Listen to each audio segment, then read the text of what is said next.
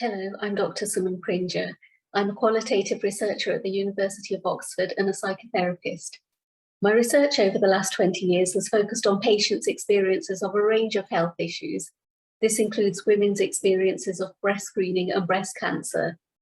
I've conducted over 100 face-to-face interviews with women across the UK about what mattered most to them, including their feelings and concerns about having a mammogram, waiting for results, having treatment, and the impacts on their day-to-day lives.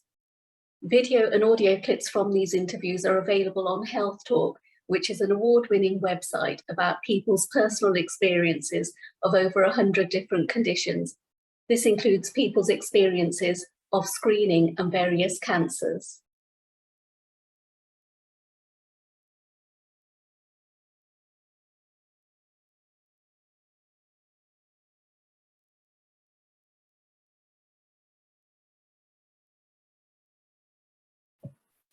We know that people from ethnic minority groups are underrepresented in research, and this includes research into screening, cancer, and many other conditions. I've been conducting research that includes people from a range of ethnic and social backgrounds for many years. Over the last few years, this work has focused specifically on South Asian communities. I'd like to talk really briefly about what we found helpful when it comes to community engagement and including South Asian people in research. I'd like to talk about the three most important factors for us. These points are relevant to the inclusion of other minority groups too.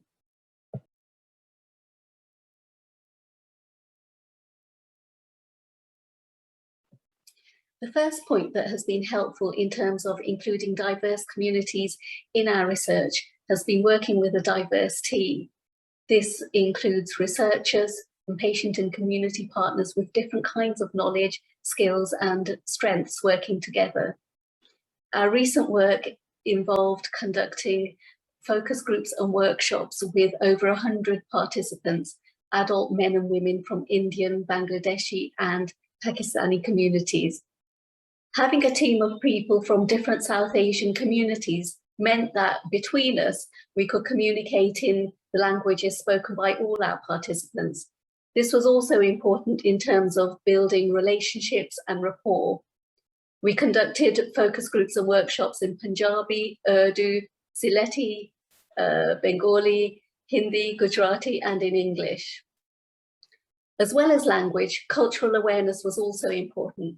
For example, when ensuring that workshops and focus groups were held on days and times that didn't clash with religious festivities, with prayer times, with Ramadan, or with childcare responsibilities.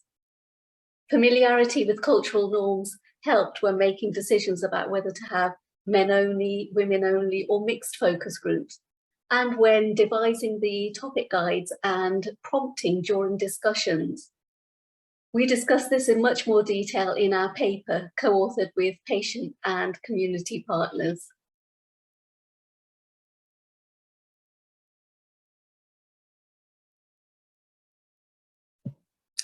The second key point for us when it comes to inclusive research is building long-term relationships with communities and organizations.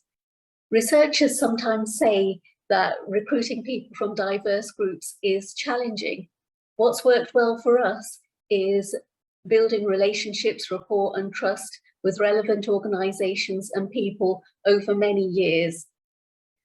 This has included visiting organizations, community centers, support groups, local and national charities, community leaders, and giving talks about our work, and then contacting them regularly so that they get to know us and we get to know them.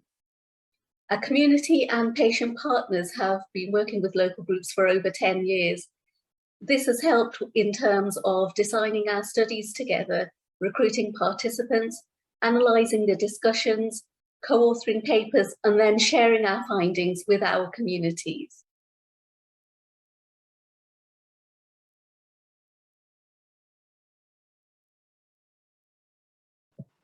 The third important point for us has been giving feedback and acknowledgement. After we conducted focus groups in Leicester, we held an afternoon workshop to share our findings and feedback to participants and community organisations.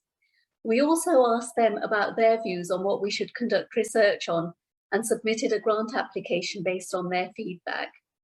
It's crucial to acknowledge the important and vital work conducted by community and patient partners.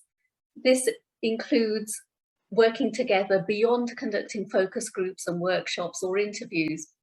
Our patient and community partners have been co-authors on papers, a blog, a report. They've co-presented at events with us, and they've been co-investigators on grant applications.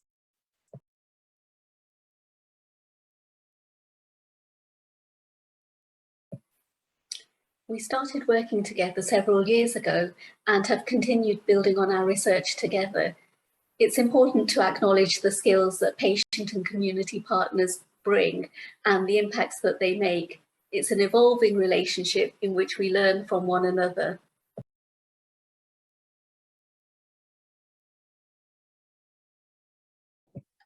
So, summing up, although ethnic minority groups are underrepresented in health research, working with a diverse team of researchers, patients, and community partners can help us conduct better, more inclusive, and more relevant research. Building long-term relationships with community organisations is also vital, and related to this is regular feedback and acknowledgement. These 3 points are based on our experiences. I hope they'll be helpful to other people wanting to conduct more inclusive research. Thank you for your time.